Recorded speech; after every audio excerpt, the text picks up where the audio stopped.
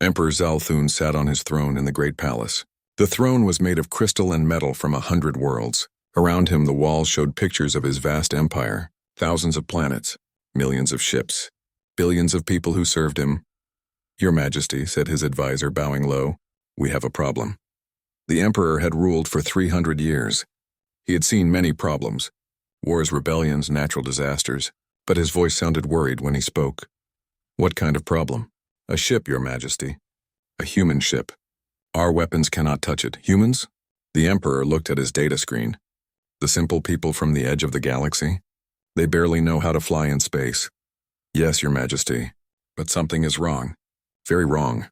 The advisor showed him pictures from the battle. He showed him plasma beams disappearing. He showed him the human ship moving without any fuel trail. "This is impossible," the emperor said. "Simple people cannot do this." "We thought so too, Your Majesty. But Admiral Korthak is sending a full battle squadron, 12 heavy cruisers and the dreadnought Thunder of Victory." The emperor nodded. The Thunder of Victory was his greatest warship. It could destroy planets. It had never been defeated in battle. "Good. Send them. Find out what technology these humans have, then take it from them." Far away in space, Admiral Morkesh commanded the battle squadron. He was old and wise. He had fought in 50 battles and won them all. His flagship, the Thunder of Victory, was 5 kilometers long and carried enough weapons to flatten a moon. "How long until we reach the human ship?" he asked. "1 hour, Admiral," said his navigator. "Good. What do we know about this ship that our weapons cannot touch?" His intelligence officer, a thin alien with purple skin, looked at his data. "Not much, sir. It appears to be alone. About 800 meters long. No visible weapons." "No weapons? Then how did it defend itself?" "Unknown, sir. The plasma beams just disappeared before they could hit it." Admiral Morkesh had heard this report 3 times. He still did not believe it. Maybe their targeting was bad. Maybe they missed. "Sir, they fired 27 times, from different angles. All the beams disappeared. This was troubling. But Admiral Morkesh had 12 of the Empire's best warships. Whatever trick the humans had, it would not work against this much firepower." On the human ship, Captain Hyan Wu was meeting with his senior officers. They sat around a simple table in a small room. The walls were white and clean. Everything looked peaceful. "The alien squadron will be here soon," said So Young. 13 ships total. "One of them is very big." "How big?" asked Boram. 5 kilometers long. "It has a lot of weapons." Dr. Jihai looked at her datapad. "Their energy output is much higher than the first ship, but still not very efficient. Their technology is old." "Old how?" Captain Hyun-woo asked. "Maybe 1,000 years behind us. They're still using plasma weapons and chemical explosives. No gravity manipulation. No quantum shields." Taemin looked up from his own data. "Captain, should I activate the mining lasers?" "Just in case." "Are they dangerous?" Hyun-woo asked, pointing toward the alien ships. "Not to us, sir. But if they start shooting, we might need to defend ourselves. Keep the mining lasers on standby, but don't charge them yet. We don't want to look threatening." Jae-sung smiled. "Captain, maybe we should call home. Let Earth know we found neighbors. That's a good idea. Send a message. Tell them we've made first contact with a large empire. Tell them the aliens seem excited to meet us." Back on Admiral Vextar's monitoring station, things were getting strange. His sensors were picking up new signals from the direction of Earth. "Sir," said his communications officer, "the humans are sending messages back to their home planet." "What are they saying?" "We can't understand their language yet. But, sir, there's something else. We're detecting more human ships." "More ships? How many more?" 17 ships, sir. They just appeared near the human homeworld. They're moving toward us." Vextar felt cold. 17 ships? How did they get there so fast?" "Unknown, sir. They just appeared. Like they were always there and we just noticed them." This was impossible. Ships could not just appear. They had to travel through space. Even the Empire's fastest ships needed time to move between star systems. "What kind of ships are they?" "Different sizes, sir. Some are small, maybe 300 meters. Others are much larger. The biggest one is 12 kilometers long." Vextar's 4 eyes went wide. 12 kilometers? That was bigger than the Empire's greatest dreadnoughts. "Are you sure?" he asked. "Yes, sir." "And, sir?" "They're all moving at the same speed as the first ship. 0.7 light speed. No fuel trails." Admiral Morkesh's squadron finally reached the human ship. The alien ships formed a battle line. Their weapons were charged and ready. The thunder of victory moved to the front, its massive guns pointing at the small human vessel. "Human ship," Admiral Morkesh broadcast. "This is Admiral Morkesh of the Galactic Empire. You will surrender immediately or be destroyed." On the human ship, Captain Hyan-Woo received the message. He looked around at his calm crew. No one seemed worried or afraid. "They want us to surrender," Jae-sung said. "To what?" Dr. Jihai asked. "We haven't done anything wrong." "Maybe it's a cultural thing," Boram suggested. "Maybe this is how they make friends." Captain Hyan-Woo stood up. "Open a channel." "Admiral Morkesh," he said in a calm voice. "This is Captain Hyan-Woo. We are peaceful explorers from Earth. We do not wish to fight. We only want to learn about your people and share knowledge." Admiral Morkesh could not believe what he was hearing. The human was talking to him like an equal, like someone who had the right to refuse his demands. "Human, you do not understand. You are in Empire space. You will surrender or face the consequences." "Admiral," Captain Hyan-Woo replied, "we understand you are protecting your territory. We respect that. But we cannot surrender our ship. If you wish, we can leave this area, or we can work together to solve any problems." "Solve problems?" Admiral Morkesh was getting angry. "You are the problem. Surrender now!" "I'm sorry, Admiral, but we cannot do that." Admiral Morkesh had enough. "All ships fire." 13 alien warships opened fire at the same time. Hundreds of plasma beams, missiles, and energy bolts shot toward the human ship. The space around the indomitable spirit filled with deadly light. And then all the weapons disappeared. Every plasma beam vanished. Every missile stopped existing. Every energy bolt just went away. "What happened?" Admiral Morkesh shouted. "Unknown, sir," his weapons officer replied. "All weapons fired successfully, but they disappeared before impact." "Fire again!" The squadron fired again, and again, and again. Each time, their weapons simply vanished when they got close to the human ship. On the human ship, Taemin was watching his defense screens. "Captain, they're firing a lot of weapons at us. Are we in danger?" Captain Hyan-Woo asked. "No, sir. The point defense grid is handling everything easily. Actually, all this energy is charging our batteries to full power." "That's good. Are their weapons dangerous to anyone else?" "Not really, sir. They're pretty weak. Our mining ships back home have better weapons." Dr. Jihai looked up from her science station. "Captain, I'm detecting some interesting things about their ships." "What kind of things?" "They're using very old designs. Lots of wasted space. Poor energy efficiency. And, sir, I think they're confused." "Confused how?" "Listen to their radio chatter." Jae-sung put the alien communications on speaker. They could hear Admiral Morkesh shouting orders. They could hear his officers trying to understand why their weapons were not working. The aliens sounded scared and angry. "They don't understand our technology," Dr. Jihai said.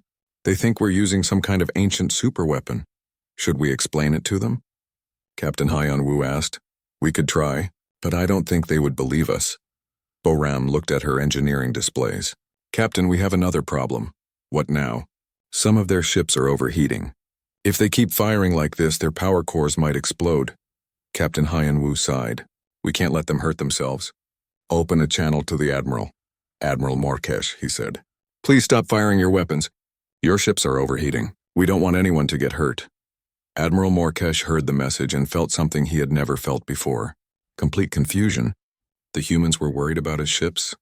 After he had been trying to destroy them? "Sir," said his engineer, "the human is right. Core temperatures are reaching critical levels." "How do they know that?" Admiral Morkesh asked. "I don't know, sir. But if we don't stop firing soon, we could have an explosion." Admiral Morkesh gave the order to stop firing. His mighty battle squadron floated in space, helpless and confused. Their greatest weapons were useless. Their enemy was offering to help them, and somewhere in the distance 17 more human ships were coming. Ships that might be even more powerful than this one. The Empire was about to learn that they were not the strongest force in the galaxy anymore. Admiral Vextar stood in front of the big screen in his command center. The screen showed stars and empty space. He was in charge of watching the outer edge of the galaxy. His job was to find new planets and new people to add to the Empire. "Sir, we found something," said his helper, a young officer with blue skin and 4 arms. "There's a new signal coming from the third planet in System 4471. Vextar looked at the data on his screen. The planet was small and mostly blue. The people there called it Earth. The Empire's smart computers said these people were very simple. They could barely fly in space using old rocket ships. What level are they? Vexter asked. Class 7, sir. Very simple. They just learned how to split atoms. Their best ships use chemical fuel. They can't even reach their own moon very well. Vextar nodded. This was normal. The Empire found simple people like this all the time. They would send ships to meet them. Then they would make them join the Empire. It was always easy. Send the usual message to High Command, Vextar said. Tell them we found another simple species. Request permission to start contact. But something was different this time. The signals from Earth were strange. They were much stronger than they should be. Simple people with chemical rockets should not be able to send signals this far into space. Sir, said another officer, this one with green scales and big eyes. The humans are sending something toward us.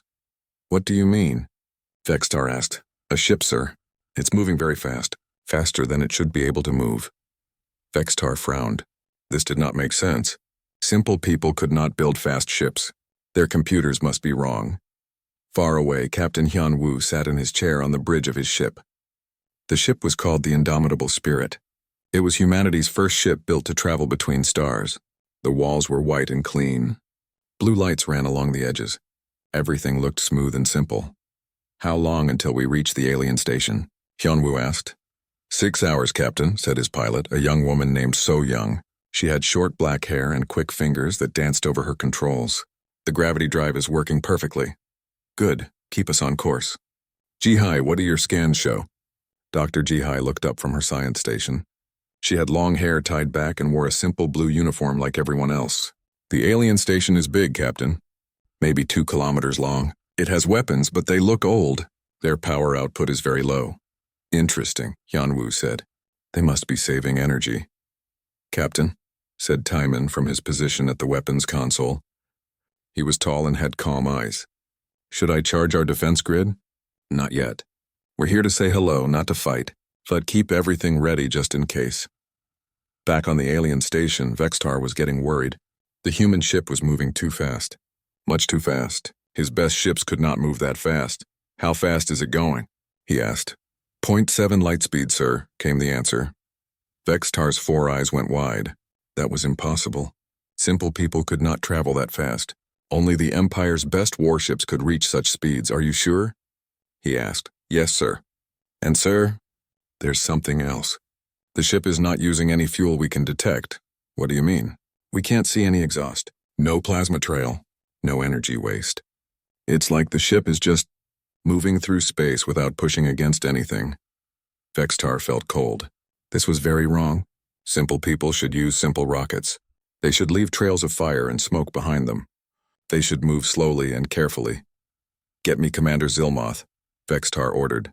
Commander Zilmoth appeared on the screen. She had purple skin and white hair. She was in charge of first contact with new species. She had done this job for 50 years. What do you need, Admiral? Zilmoth asked. We have a problem. The humans are coming here, but they're not acting like simple people. What do you mean? Their ship is too fast. Too clean. No fuel trail. The computers say they should be Class 7, but this looks like Class 2 technology. Zilmoth thought for a moment. Maybe they found an old ship. Sometimes simple people find ships left behind by older species. They can fly them but not understand them. This made Vexitar feel better. That must be it. The humans had found an old ship somewhere. They were just lucky. Send a patrol ship to meet them, Zilmoth said. Use standard procedure. Show them our power. Make them understand they should join the Empire. If they're flying an old ship, they'll give up quickly. Which ship should I send? Vextar asked. The Crushing Fist. It's big enough to scare them, but not so big that we waste resources. The Crushing Fist was a patrol corvette.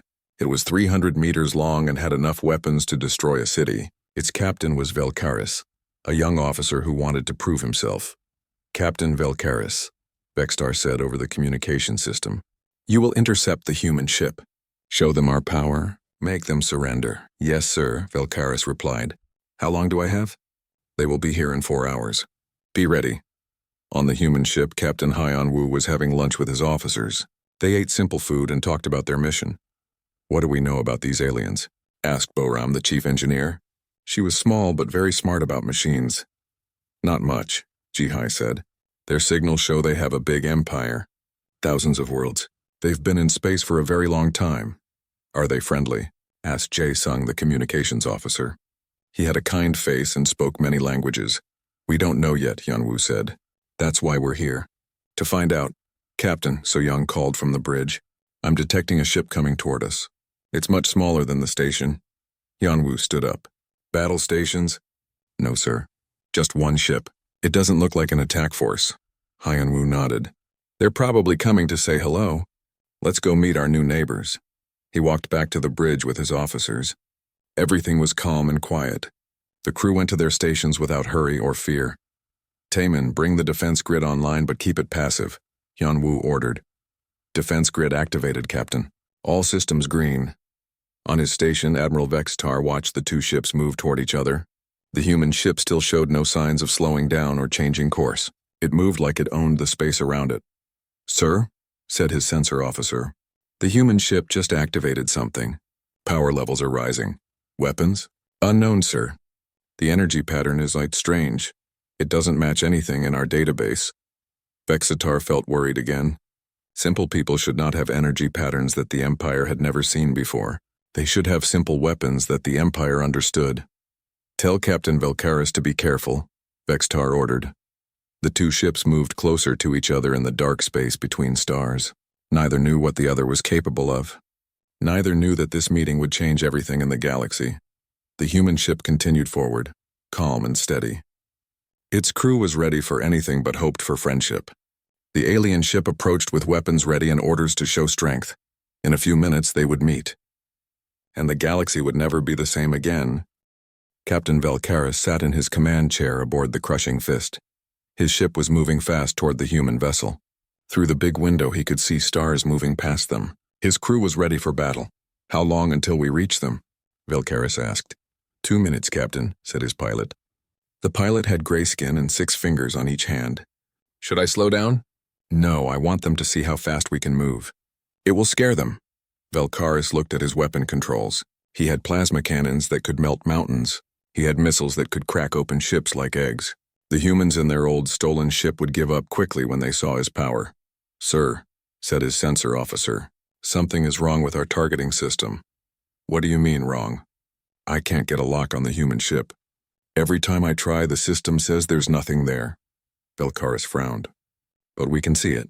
Yes, sir. We can see it with our eyes. But our computers think space is empty. This made no sense. Velkaris had used these targeting systems for 10 years. They always worked. They could lock onto anything in space. Try again, he ordered. I am trying, sir. But look at this. The sensor officer put the data on the main screen. Where the human ship should be, the computer showed nothing but empty space. It was like the ship was not really there. Maybe their old ship has some kind of stealth system, Velkaris said. It doesn't matter. We can still see them. Fire a warning shot near their ship. Yes, sir. The crushing fist fired a bright blue plasma beam. The beam shot through space toward the human ship. It was meant to pass close by to show the humans how dangerous the aliens could be. But something impossible happened. The plasma beam disappeared. It just stopped existing when it got near the human ship. No explosion, no flash of light. It was just gone. What happened? Velkaris shouted. I don't know, sir. The beam just stopped. Fire again. Another plasma beam shot out. This one also disappeared before it could reach the human ship. Then another, and another. All of them vanished like they had never existed. On the human ship, Dr. Ji-hai watched her screens calmly. Captain, the alien ship is firing some kind of energy weapon at us. Are we in danger? Captain Hyunwoo asked. No, sir. The defense grid is absorbing the energy. It's actually helping to charge our batteries. Taemin looked up from his weapons station. Should I return fire, Captain? No. They're probably just trying to show off. Let's not scare them. Open a communication channel. Jae-sung pressed buttons on his console. Channel open, Captain. Hyunwoo stood up straight and spoke in a calm voice. Hello. This is Captain Hyunwoo of the Earthship Indomitable Spirit. We come in peace. We want to meet you and learn about your people. On the alien ship, Velkaris heard the message. The human's voice was calm and friendly, too calm. How could they be calm when he was shooting at them? They're not afraid, his communications officer said. They sound like they're inviting us to dinner. That's impossible. I've been shooting at them for 5 minutes. Sir, maybe we should stop shooting. Our weapons don't seem to be working. Velkaris felt angry and confused. His weapons always worked. He had destroyed pirates and rebels with these same guns. But they could not even touch this human ship. "Get me Admiral Vextar," he ordered. Back on the monitoring station, Admiral Vextar was watching everything. His 4 eyes were wide with shock. He had seen the plasma beams disappear. He had heard the human captain's calm voice. "Sir," said Fleet Admiral Korthak on the communication screen. Korthak was the Empire's top military leader. He had blue skin and scars from many battles. "I'm getting reports that our weapons are not working against the human ship." "That's correct, sir," Vextar said. "The beams just disappear." "Disappear how?" "They just stop existing. Like something is eating them." Korthak was quiet for a long moment. "What kind of defense system can eat plasma beams?" "I don't know, sir." "Nothing in our database can do that. Send more ships. Send a full squadron. Whatever technology they have, we need to understand it." On the human ship, Engineer Boram was checking her systems. "Captain, I'm reading some interesting energy signatures from the alien ship." "What kind of signatures?" Hyun-woo asked. "Their power core is very old, maybe 1,000 years old. It's not very efficient." "Our mining ship back home has a more powerful engine." Dr. Jihai nodded. "Their weapons are old too. Basic plasma technology. We stopped using that kind of weapon 50 years ago." "Are they dangerous to us?" Hyun-woo asked. "Not really, sir. Their energy output is too low to get through our standard shields." Taemin looked up from his console. "Captain, I'm detecting more ships coming." 12 of them. "Much bigger than this first one." "How big?" "The largest one is about 2 kilometers long." "They all have weapons," Hyun-woo thought for a moment. "They must be coming to help their friend. Maybe they think we're attacking him." "Should I charge the main defense systems?" Taemin asked. "No, not yet. We don't want to look threatening. Just keep the point defense active." "Yes, sir." Jae-sung turned from his communication station. "Captain, the alien ship is sending another message. Put it on speaker." Velkaris' voice came through the ship's speakers. He sounded angry and confused. "Human ship, you will surrender immediately. You will follow us to our station. If you do not surrender, we will destroy you." Hyun-woo sighed. "They don't seem very friendly. Send a reply." Jae-sung nodded and opened the channel. "Alien ship, we do not wish to fight," Hyun-woo said. "We are explorers. We come in peace. If you want to escort us to your station, we will follow, but we will not surrender our ship." On the crushing fist, Velkaris could not believe what he was hearing. The humans were not afraid. They were talking to him like equals. "Like they had the right to make demands, sir," said his weapons officer. "The squadron will be here in 30 minutes. "Good. Then these humans will see real power." But Velkaris was wrong. The humans were not impressed by the Empire's power. They were just being polite. Boram was looking at her engineering screens. "Captain, I'm detecting some problems with the alien ship." "What kind of problems?" "Their power core is overheating. They've been firing their weapons too much. If they keep this up, their ship might break down." "Should we help them?" Hyun-woo asked. "We could send them some power. Our fusion cores are running at only 10% capacity." Dr. Jihai looked surprised. "Captain, they were just shooting at us." "Yes, but they might not know any better." "Maybe this is how they say hello," Jae-sung smiled. "Should I offer to help fix their ship?" "Do it." The communication channel opened again. "Alien ship, we notice your power core is having problems. We can send you some energy to help. We want to be friends." On the crushing fist, every alien officer stared at their captain. The humans were offering to help them. After they had been shooting at them. "This is crazy," Velkaris said. "They want to give us power." "Sir," said the engineer, "we really do need help. The core temperature is getting dangerous." Velkaris felt lost. Nothing was going the way it should. The humans should be scared. They should be begging for mercy. Instead, they were trying to help him.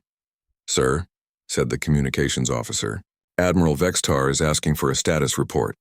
Velkaris did not know what to say. How could he explain that the humans were stronger than his ship but wanted to be friends? How could he tell the Admiral that his weapons were useless? "Tell the Admiral," Velkaris said slowly, "that the situation is complicated." The 12 new ships were getting closer. Soon they would arrive. And when they did, the Empire would learn just how complicated things really were. In space, the human ship waited patiently. Its crew was calm and ready for anything. They had come to make friends, but they were prepared for whatever happened next. The galaxy was about to change forever. 3 months had passed since first contact. Emperor Zalthun stood in his palace looking out at a changed galaxy. Through his great windows he could see human ships in orbit around his capital world. They were not warships. They were hospitals, schools, and research vessels. "Your Majesty," said his advisor, bowing as always. "The daily report." "Tell me," the Emperor said. "The humans have cured the Red Death Plague on 47 worlds. They have provided clean energy to 300 planets. They have built schools on worlds that never had education before." The Emperor nodded. 3 months ago, these things would have been impossible. The Empire had tried to cure the Red Death for 500 years. Human doctors had fixed it in 3 days. "What about the military reports?" the Emperor asked. "Admiral Morkesh says the humans are teaching our engineers new technology. They're showing us how to build better ships. Ships that don't pollute space. Ships that use half the energy but move twice as fast.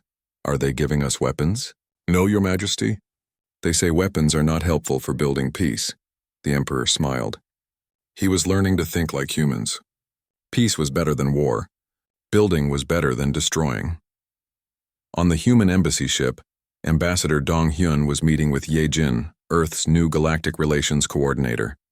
She had arrived last week to help set up permanent relations with the Empire. "How are things going?" Ye Jin asked. "Very well," Dong Hyun replied. "The Emperor is a good man. He really wants to help his people. He's just been using old methods, and now he's learning new methods. Yesterday he asked me about Earth's education system. He wants to build universities on every world in the Empire." Ye Jin smiled. "That's wonderful." What about the military? "They're adjusting. It's hard for them to understand that we're not here to conquer anyone." This was true. Admiral Morkesh was still confused about human intentions. He had been a warrior all his life. The idea of power without conquest was strange to him, but he was learning.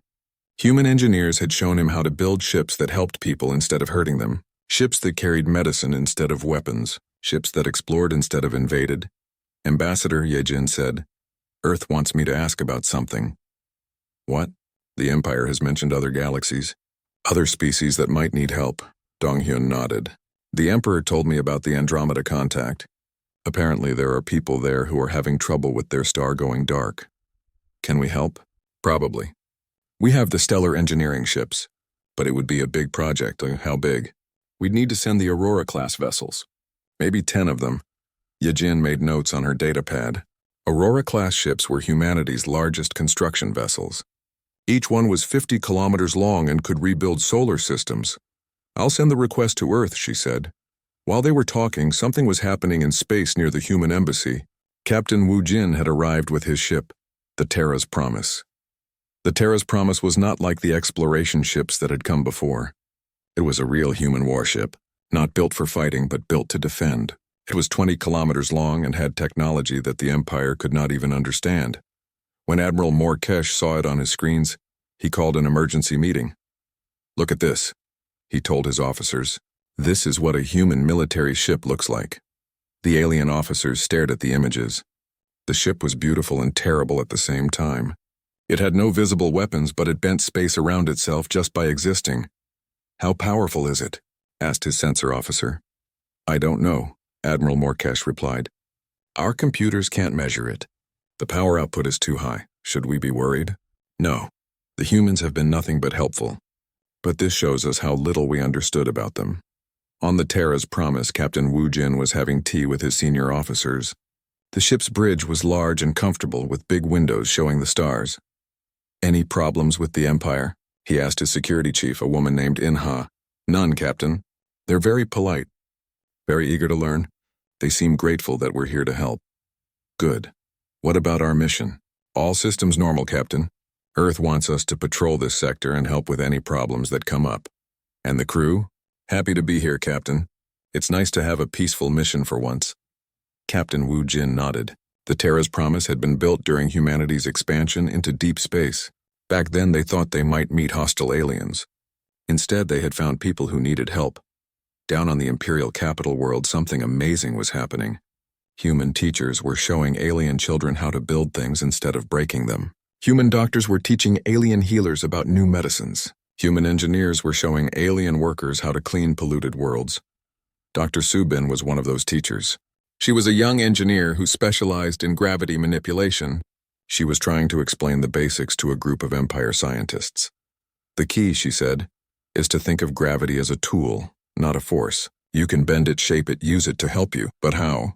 Asked Dr. Zekmiran, the Empire's top physicist. Our computers say it's impossible. Your computers are thinking about it wrong, Subin replied kindly. Here, let me show you. She pulled out a small device that looked like a metal ball. When she activated it, the ball began to float. Then it began to change shape. It became a cube, then a triangle, then a flower. This is just a basic gravity manipulator, Subin said. We give these to children as toys. Dr. Zekmiran stared at the floating, changing ball. In the Empire, gravity manipulation was considered impossible. Here was a human child's toy that did it easily. How long did it take your people to learn this? He asked. About 30 years once we figured out the basic principles. But we had to learn it ourselves. You have us to teach you. It should be much faster. How much faster? Maybe 5 years if you work hard. Dr. Zekmiran felt dizzy. Technology that his people thought was impossible could be learned in 5 years. What else can you teach us? He asked. Subin smiled. How much time do you have? Back in the palace, Emperor Zalthun was reading reports from across his empire. Every world was reporting improvements. Better healthcare, better education, better technology, better lives for everyone. But the best report came from his military advisors. Your Majesty, Admiral Morkesh reported, we have not had a single battle in 3 months. Why not? Because we don't need them anymore. When people have what they need, they don't fight. The humans have shown us that the best way to solve problems is to help each other. The Emperor thought about this. For 300 years he had ruled through strength. His empire was held together by fear and force, but now it was held together by something better. Hope. Admiral, the Emperor said, I want you to do something for me. Yes, Your Majesty. I want you to send a message to every world in the Empire. Tell them that we are no longer conquerors. Tell them we are builders. Tell them we are going to help make the galaxy a better place for everyone. And if some worlds want to leave the Empire, then we will help them leave. But I think most will want to stay, not because they have to, but because they want to. Admiral Morkesh smiled. It was the first time he had really smiled in many years. Yes, Your Majesty, I will send that message. As the years passed, the galaxy changed. The Empire became the Alliance. Conquest became cooperation. Fear became friendship. And at the center of it all were the humans, not as conquerors or rulers, but as teachers and friends. They had shown the galaxy that there was a better way to live. The humans never asked for anything in return. They just wanted to help. They wanted to explore. They wanted to learn about new people and new worlds, and most of all, they wanted to make friends. In his palace, Emperor Zalthun, now called President Zalthun, received a message from Earth. It was from the human leader, asking if the Alliance would like to join something called the Galactic Development Initiative. What is this initiative? He asked Ambassador Dong Hyun. It's a group of species working together to help everyone in the galaxy. We build schools, hospitals, and research stations. We share knowledge and resources. We explore new worlds and help them become better places to live. Who is in charge? No one, Dong Hyun replied. Everyone works together. Everyone helps decide what to do. And humanity leads this? No more than anyone else. We all lead together. President Zalthun thought about this. A galaxy where everyone worked together, where no one ruled over anyone else, where the goal was to help each other instead of conquering each other. I accept, he said. The Alliance will join this initiative. And so the galaxy became something new, something better. Something that would have been impossible before humans arrived to show everyone that there was a better way. The humans had not conquered the galaxy. They had liberated it, not through war but through kindness, not through fear but through friendship, and in the end that made all the difference. The Galactic Council met in emergency session for the first time in 200 years. The Great Hall was filled with representatives from 1,000 worlds. All of them were talking at once. All of them were afraid. Counselor Thexmira called for quiet. She was very old and had seen many crises, but nothing like this. We are here, she announced, because the Empire's greatest battle squadron has been defeated by a single human ship. Defeated? Asked Counselor Velthon from the water world of Aquarius. I heard they could not even damage it. That is correct, Thexamira said. Admiral Morkesh fired over 3,000 weapons at the human ship. Not one weapon touched it. How is that possible? Asked another counselor. We don't know. But there is more. The humans are not using ancient technology. This appears to be their normal technology. The hall became very quiet. If this was normal human technology, what could their military ships do? There is more news, Thexamira continued. The humans have begun what they call standard colonization surveys in 17 star systems. Colonization? Counselor Velthon sounded shocked. They're taking over our territory? No, they are taking over empty systems. Systems we thought were too difficult to colonize. They are making the planets livable in just a few weeks. This caused more fear in the hall. The Empire's best terraforming teams needed hundreds of years to make a planet livable. The humans were doing it in weeks. Far away on a planet that used to be dead rock, Captain Minji stood on green grass under a blue sky. Her ship, the Prosperity, floated nearby. The ship was beautiful and clean with smooth white sides and no visible weapons. Report, she said into her communicator. Agricultural modules are working perfectly, Captain, replied her chief engineer, a man named Kyung-ho. We have fresh water, good soil, and the first crops are already growing. How long until this planet can support 1 million people? Minji asked. About 6 months, Captain. Maybe less if we add more atmospheric processors. Minji nodded. This was normal for human terraforming. They had been doing it for 50 years. It was not hard for them. Any problems with the local wildlife? No, Captain. We're being very careful not to hurt any animals. Dr. Haywan says we can actually help the native species become stronger. On another world, Commander Seok-jin was solving a different kind of problem. His ship, the Innovation, was in orbit around a planet covered in cities. The planet had 12 billion people, but they did not have enough energy. We've finished installing the fusion cores, reported his engineer, a woman named Yu-jin. The planet now has 10 times more energy than before. Good work, Seok-jin said. What about their pollution problem? Fixed. The atmospheric cleaners are working. The air will be clean in about a month. Excellent. Send a report to the planetary government. Tell them the energy is free. We're happy to help. This was normal for humans too. When they found people who needed help, they helped them. It was not hard for them either. Back in the Imperial Palace, Emperor Zalthun was meeting with his greatest military mind, Grand Admiral Zekthanos. Zekthanos was famous for winning impossible battles. He had conquered 50 worlds for the Empire. Your Majesty, Zekthanos said, I have studied all the reports about the humans. What have you learned? Something terrible, Your Majesty. The humans are not using superweapons. They are not using ancient technology. What we saw was their basic equipment. Basic equipment? Yes, Your Majesty. I believe that single ship was just an exploration vessel, like sending a small boat to explore a new lake. The Emperor felt cold. If that was just an exploration ship, what do their warships look like? I don't know, Your Majesty, but I think we need to find out. And I think we need to be very, very careful. What do you suggest? We should try to make peace with them, before they decide we are enemies. On the human exploration ship, something new was happening. A man appeared on the main screen. He was wearing a simple blue uniform and had a kind face. His name was Dong-hyun, and he was Earth's first ambassador to aliens. Captain Hyan-woo. Dong-hyun said, How is first contact going? It's interesting, Ambassador, Captain Hyan-woo replied. The aliens seem very excited to meet us. They keep shooting at us and demanding that we surrender. Are they dangerous? Not to us. But they seem to think we're dangerous to them. Why would they think that? Dr. Ji-hai answered. Their technology is very old, Ambassador. They don't understand how our ships work. I think we're scaring them by accident. I see, Dong-hyun said. I'm coming there to help. The Earth Council wants to establish good relations with our new neighbors. When will you arrive? Captain Hyun-woo asked. I'm already here. Captain Hyun-woo looked confused. Here where? Outside your ship. May I come aboard? Everyone on the bridge looked at each other. No one had seen another ship arrive, but when they looked out the window, there was a small, beautiful ship floating next to them. How did you get here so fast? Captain Hyun-woo asked.